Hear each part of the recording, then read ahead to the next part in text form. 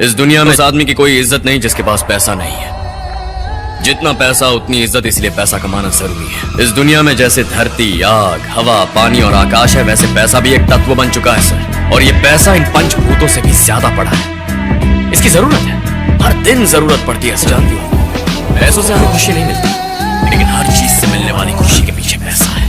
केवल जिद्दी आदमी ने इतिहास रचा है। इतिहास केवल वही आदमी रचता है जिसके मन में कोई जिद आ गई हो। कोई भी संस्था अगर सफल हुई है, कोई भी इंडिविजुअल अगर सफल हुआ है, कोई भी बड़ा परिवर्तन आया है, उसके लिए एक आदमी को अपने मन में जिद लानी पड़ती है। दशरथ मांझी भी बड़ी कठिनाई में थे, जिनके बारे में आप सब जानते हैं। दशरथ मांझी की पत्नी लेबर पेन के कारण वो पहाड़ जो 55 किलोमीटर का था उसको पार नहीं करा पाए, उसको अस्पताल नहीं लेके जा पाया। उस आदमी को जिद आ गई, 22 साल लग गए, 55 किलोमीटर का पहाड़ एक छेनी और हथौड़ा लेके तोड़ डाला।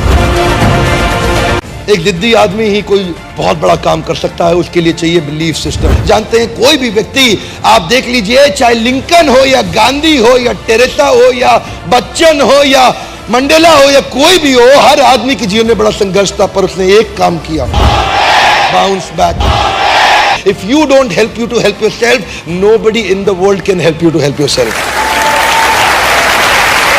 What is your thought process? कितना बड़ा सोच सकते हैं आप उतना ही बड़ा कर सकते हैं जितना बड़ा आप सोच सकते हैं। आप उतना ही बड़ा कर सकते हैं जितना बड़ा आप सोच सकते हैं। आप उतना ही बड़ा कर सकते हैं जितना बड़ा आप सोच सकते हैं। आप उतना ही बड़ा कर सकते हैं जितना बड़ा आप सोच सकते हैं।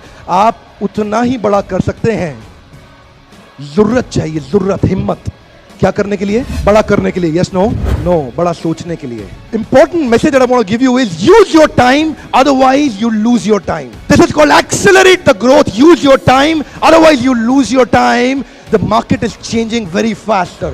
Where is your focus? It's very important, sir. When you focus on the problem, you lose the goal. And when you focus on the goal, you lose the problem. दाया हाथ आगे लाइए, अपने हाथे।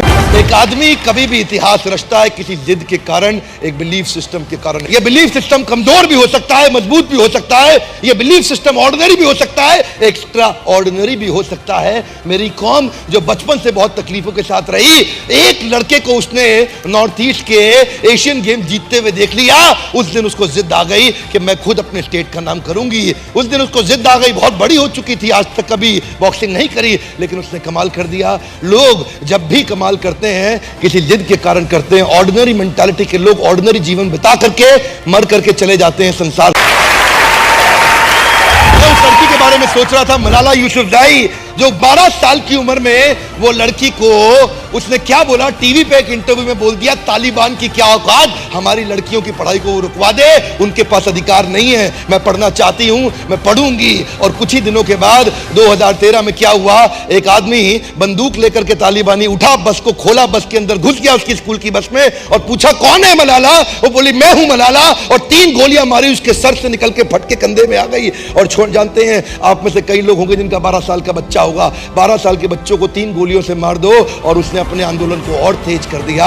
नोबेल पीस प्राइज, दुनिया का सबसे बड़ा अवार्ड उसको मिला, उसी लड़की को, इतनी छोटी उम्र के अंदर।